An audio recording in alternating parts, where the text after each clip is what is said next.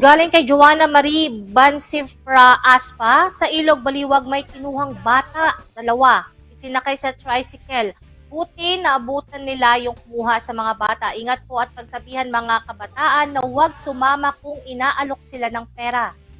Minsan actually itong mga ganitong usapin na pagkuha, pagdukot ng mga bata is matagal na talagang pinag-uusapan. Merong mga nagsasabing hindi totoo, meron din naman nagsasabi na mismong silang nakasaksi. So ano ang dapat gawin?